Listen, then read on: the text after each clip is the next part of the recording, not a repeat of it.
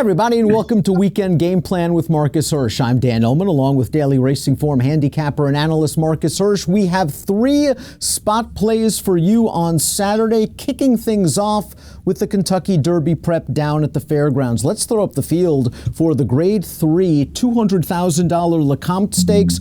Marcus, as usual, the Lecomte draws a big competitive field. The morning line favorite and the expected post-time favorite is the number 4 Scabbard, who finished 4th in that chaotic Breeders' Cup Juvenile, will be making his seasonal debut.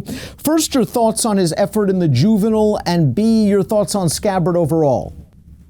Well, I actually picked him to win the Juvenile.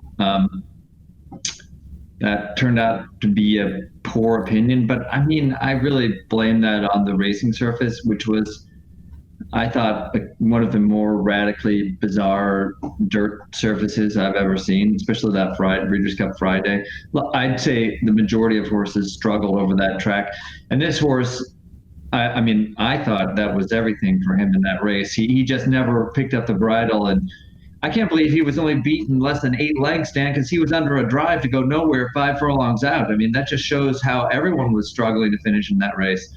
Yeah, there are a couple factors from the Iroquois, his top effort, although he did run 2 good races prior to that. One, he got in a lot of trouble, serious checking for the quarter pole, and was making up ground on Dennis's Moment, but then how much was Dennis's Moment geared down after having that race well in hand at the furlong grounds? So I thought that I was going to like Scabbard in this race. I've turned against him. I mean, I only saw one mild gallop earlier in the week, but he just didn't. Maybe I'm wrong, maybe it's fine, but just to me, having seen a Breeders' Cup week, he didn't look like he was training quite as well. But I'm not going to put too much into that. Ship to fairgrounds to get that work over the track at a fairly short price. A competitive field like this, new surface, first start of the year.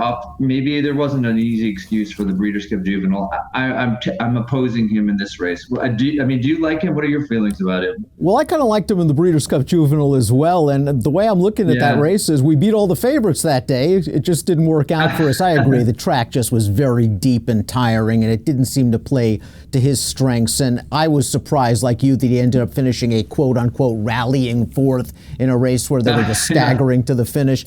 He's the horse to beat. Do I really want to take a short price on him this race? Not really, but I think he's probably going to be there at the wire with his best effort. But I also think you might be on the horse with the most upside potential in the field. That's the number 9, Silver State, one of 3 entrants trained by Steve Asmussen. Now, this horse has done nothing wrong in 2 starts. Stereo 82 buyers for a son of hard spun that sold for a lot of money as a yearling. Yeah, the only thing he might have done wrong is not totally go on with it the way that his connections maybe hoped he would have. And I think he has questions to answer. I do fear that he is going to take quite a bit of betting this race. I suspect he'll be lower than his 5-to-1 morning line odds. He was 8-to-5 in his debut, and then 9-to-5 in the allowance race. And obviously, previous prices are not really the way to go when making prices for a given race. But what it says is that this horse has been held in high regard. He trains well, and I saw him this week, first in the barn. I think I saw him galloping. He looks the part. He's a very robust individual. The dam might have been a little bit sprinty. I mean, these Empire Maker mares are everywhere now. I just keep seeing horses, 3-year-olds pop up out of Empire Maker mares, and even if the direct dam might have been favored shorter distances under a mile, in the long haul over a greater period of genetic time, I think that this horse has got enough pedigree to travel around ground at least a middle distance like this. But he still has to prove it. He didn't quite finish off the 1-turn mile as well as you might have hoped, but I think Necker Island, who beat him in nose, is a good horse. And the Louisiana bred with whom he dead heated in his debut, Relentless Dancer, he shows signs of having a considerably above par talent too. So I think the horse is well prepped for this race. I think I'm pretty sure he's been working well, and I think he's going to stalk what should be a fast pace, and maybe get a good trip, get some tiring speed to run at, and first run on the closers in the race. Let's go down to Tampa Bay Downs. Big field of 3-year-old fillies set to go in the Gasparilla Stakes. Let's take a look at that field. The 3 is Swiss Skydiver, and this horse is 7-2 on the morning line. Maiden winner at Churchill in the debut. I thought she ran well last time out. First time going a mile over a wet track. She's probably the horse to beat. I don't know if she has such an edge on this field, however, that I'm willing to take a very short price on her. Yeah, I think she's pretty nice too, Dan. I agree with your assessment. And I think the horse that beat her, Myroness, is pretty good. She ran well at Keeneland too. And she's a filly that I'd have my eye on as well. I thought that this Gasparilla came up a really nice race compared to what I recall of previous renewals of it. I think there are any number of horses here that are pretty interesting that have talent, but I am particularly enamored of number 1, We the Clouds.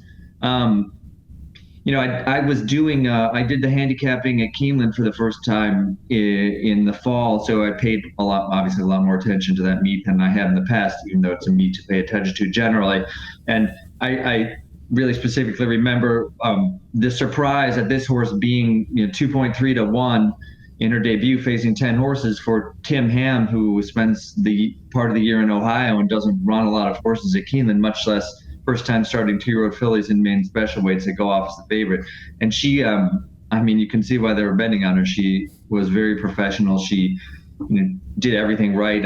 And she only got a 7-2 buyer. I thought the visual was more impressive than that. And also I take a lot of encouragement from the fact she got her last furlong in 12 seconds while not under a lot of pressure.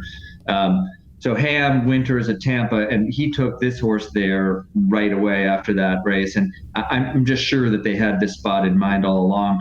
In fact, Cloudy Vow, her dam, is a sister to Tappa, trained by Ham, who won the Suncoast Stakes, a 3-year-old filly stakes race at Tampa, I think in 2017. I just see a lot of factors pointing to this horse taking a step forward from what was already an encouraging debut, probably at a fair price.